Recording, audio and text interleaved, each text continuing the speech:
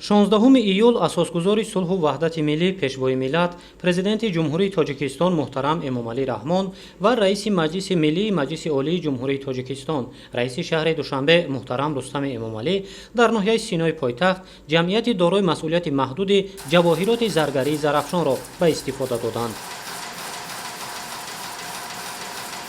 иншооти нави истеҳсолӣ аз коргоҳҳои заргарӣ ва маркази фурӯши тилло иборат буда дар як сол иқтидор дорад то 1 тонна тиллоро коркард намояд. Минбаъд намудҳои гуногуни ҷавоҳирот бо истифода аз технологияи муосир дар ҳамин ҷо истеҳсол ва пешниҳоди мизоҷон гардонида мешавад. Президенти кишвар муҳтарам Эмомалӣ Раҳмон таъсиси корхонаи нави саноатиро дар шаҳри Душанбе ҷиҳати истихроҷу коркарди металлҳои қиматбаҳо дар дохили кишвар то маҳсулоти ниҳоӣ муҳим арзёбӣ намуданд. Бо амалӣ гардонидани ҳадафҳои ҳукумати кишвар аз ҷониби мақомоти иҷроияи ҳокимияти давлатии шаҳри Душанбе дар ҷамъияти дорои масъулияти маҳдуди ҷавоҳироти заргарии зарафшон тибқи лоиҳа 65 ҷойи нави корӣ таъсис дода шуд. хатмкардаи коллеҷи рассомӣ ба номи Мирзо Раҳмат Олимов мебошам ки тӯли 8 сол мешавад ки мо дар ҳамин соҳа фаъолият дорем. маҳсулотҳои дастмона, гарданбанд, гӯшпораҳо, ангуштарин ва ғайраҳо истеҳсол мекунем.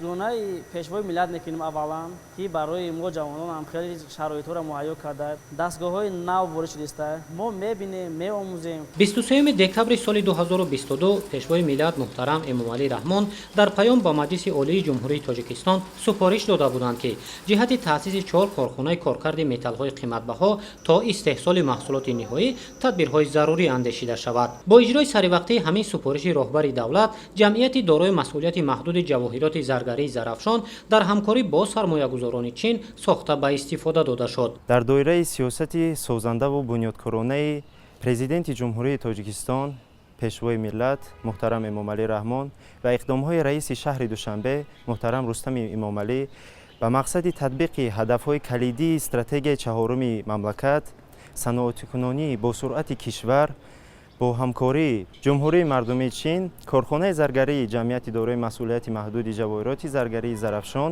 дар шаҳри Душанбе бунёд гардид. иқтидори солонаи корхона коркарди то 1 тонна металлҳои қиматбаҳо буда имкон дорад ки ҳама гуна маҳсулотҳои баландсифати заргариро истеҳсол намояд.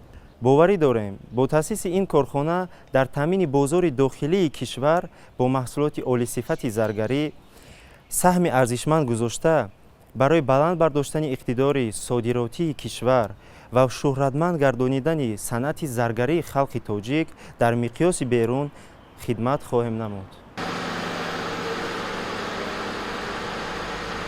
корхона аз ҳуҷраҳои рехтагарӣ, буриш, занҷирбофӣ, қолабрезӣ, нақшбандӣ, бастобанд ва дигар коргоҳҳо иборат мебошад. хатҳои нави технологии корхона имкон медиҳад ки ашёи хоми маҳаллӣ то сатҳи ниҳоии коркар ва аз он маҳсулоти зарурӣ мутобиқ ба талаботи бозорҳои байналмилалӣ истеҳсол шавад. намудҳои гуногуни маҳсулоте ки дар ҷамъияти дорои масъулияти маҳдуди ҷавоҳироти заргарии зарафшон истеҳсол карда мешавад дар мағозаи корхона муаррифӣ карда шуд. корхонаи саноатӣ аз ду бинои 2 ва 3 ошёна иборат буда ҳудуди он ки 301-ро ташкил медиҳад чароғон ва сабзкорӣ шудааст. умуман дар ҳамин мавзеъ таъсиси ҳамин гуна 4 корхонаи саноатӣ бо таъсиси 300 ҷойи навикорӣ ба нақша гирифта шудааст. инчунин дар ҳамин рӯз марҳилаи дуюми ҷамъияти дорои масъулияти маҳдуди ТВ Душанбе саноати кӯҳӣ муаррифӣ карда шуд. хати нави технологӣ дар як шабонарӯз иқтидори коркарди 4000 тонна маъданро дошта аз он хокаи тилло истеҳсол карда мешавад. арзиши умумии сохтмони марҳилаи дуюми ҷамъияти дорои масъулияти маҳдуди